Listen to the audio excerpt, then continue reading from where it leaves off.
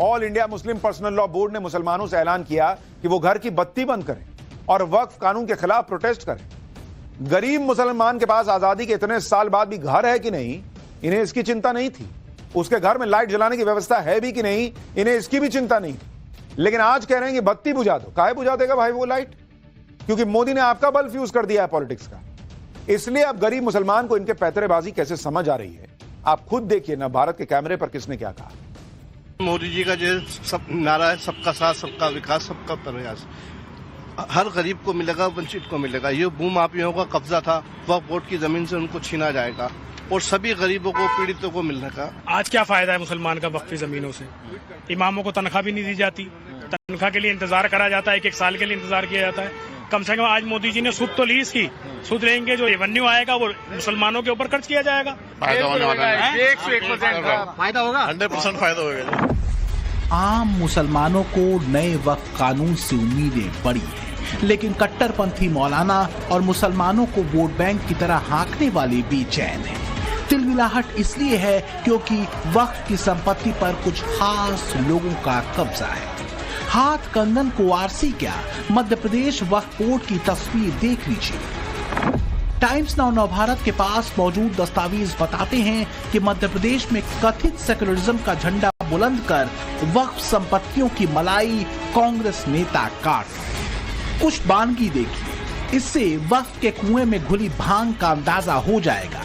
ये भी पता चलेगा कि आखिर कथित सेकुलर खेमों और उनके लिए वोट बैंक जुगाड़ने वाले मौलानाओं की नींद क्यों उड़ी।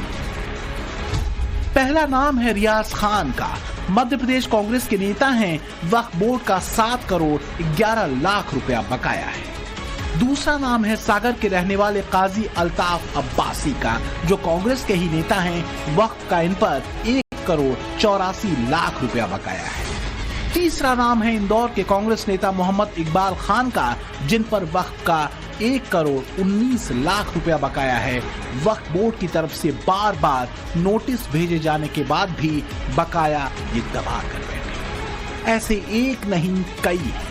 ये हाल तब है जब शासन बीजेपी का है मध्य प्रदेश में। सोचिए कांग्रेस के दौर में वक्फ संपत्तियों का क्या हाल ये करते होंगे।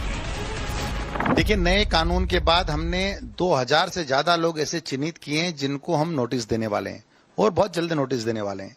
और नोटिस में भी हम इनसे आग्रह कर रहे हैं कि आप अवैध रूप से अगर हमारी संपत्ति पर बैठे हैं, आप हमारा अपना कब्जा छोड़िए और वरना हमारे वैधानिक रूप से किराएदार बन जाइए। और अगर ये दोनों आप नहीं करते हैं तो नए नियम के तहत आप पर कानूनी कार्रवाई की जाएगी। और मुझे लगता है कि ये बड़ी संख्या में जो लोग बैठे हैं, ये तो पहला इसका फेस है कि 2000 लोगों को दे रहे हैं हम, उसकी अगली भी हम नेक्स्ट फेस में फिर नए लोगों को देंगे। तो ऐसे तमाम लोगों से वक्फ की संपत्तियों को रिक्त कराना और या उनको वैधानिक रूप से किराएदार बनाना, और जो बड़ी किराएदारी से पैसा आएगा उस पैसे को सही उपयोग करना।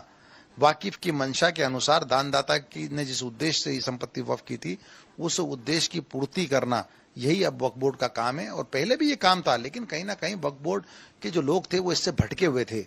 और वो जो भटके हुए थे, जो अपने निजी मफाद पूरे कर रहे थे, निजी फायदे अपने पूरे कर रहे थे, अब उन पर अंकुश लगेगा और हम लोग इसको सही उपयोग इसका करेंगे। मध्य प्रदेश वक्फ बोर्ड ने ऐसे करीब 2000 बकायेदारों की फहरिस्त तैयार की है, जिन्हें नोटिस दिए जा रहे हैं। वक्फ बोर्ड का दावा है कि वक्फ की संपत्तियों पर ज्यादातर कब्जे कांग्रेस से जुड़े नेताओं या उनके समर्थित लोगों के हैं और वक्फ की करीब 90% जमीन पर अवैध कब्जा है।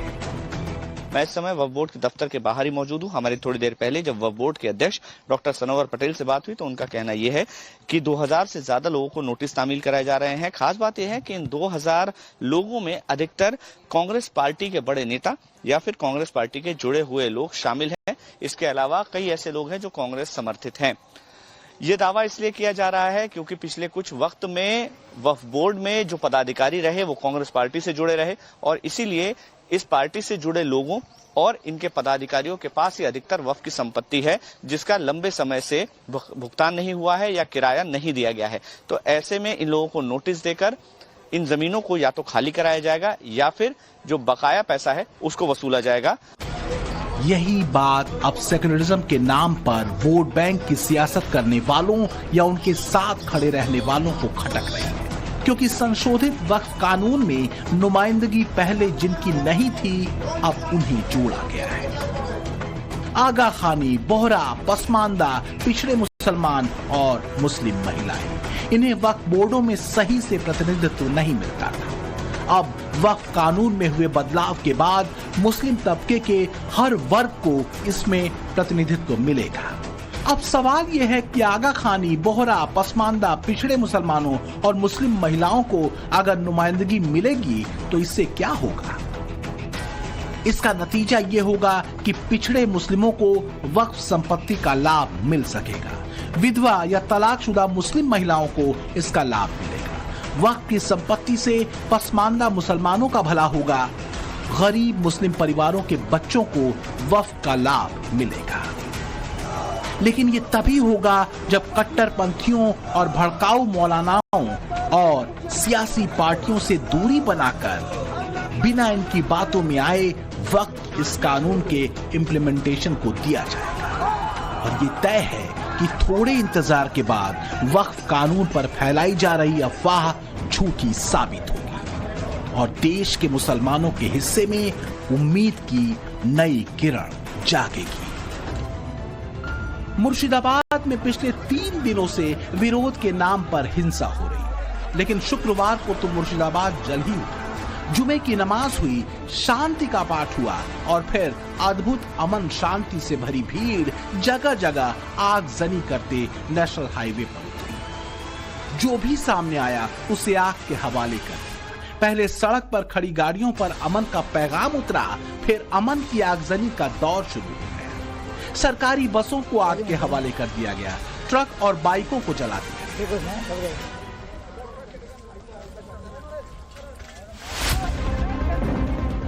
भीड़ शांति के पैगाम से इतनी भरी थी कि उग्र हो गए।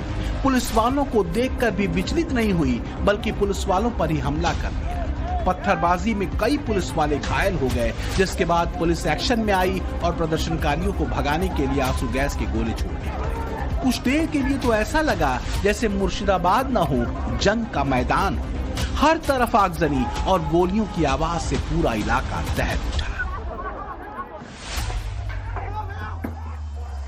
सबसे ज्यादा तनाव शमशेरगंज, सूती और धूलिया इलाके में है। इन इलाकों में पुलिस की तैनाती बढ़ा दी गई है। झारखंड बॉर्डर को पूरी तरह से सील कर दिया गया है। पाकुड़ से जो रोड बंगाल जाती है उस पर नाकेबंदी कर दी गई है।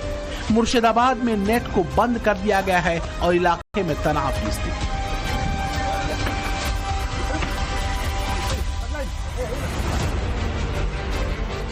अब आप ये कहेंगे कि ममता के मंत्री क्या कर रहे थे? उनकी जिम्मेदारी तो बड़ी थी, अमन चैन कायम करना उनकी जिम्मेदारी थी। तो वो एक मजलिस में ये बता रहे थे कि कोलकाता किस किस तरीके से ठप किया जा सकता है। कोलकाता के यदि बोलताम जैम करबो तो 50টা জায়গায় 2000 করে বসে যেতাম। সেটা এখন হয়নি, পরে কিন্তু হবে।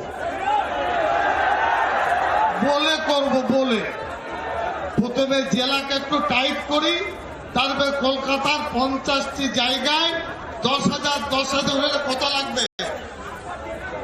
বাস এরা আসবে কলকাতায় বসে চিড়ে গুড় পানি বাতাসা মুড়ি খাবে আর একটু বসবে, কিচ্ছু করতে হবে না। हाल सिर्फ बंगाल का ऐसा नहीं है। बिहार, महाराष्ट्र और राजस्थान में भी वक्फ कानून के नाम पर भड़काने उकसाने की साजिश सड़कों पर उतारी गई। लेकिन मुसलमानों को ठहर कर सोचना तो होगा कि वाकई उनकी बेहतरी के लिए रास्ते कौन बना रहा है। जो समझदार हैं वो ऐसे प्रदर्शनों से दूर हैं।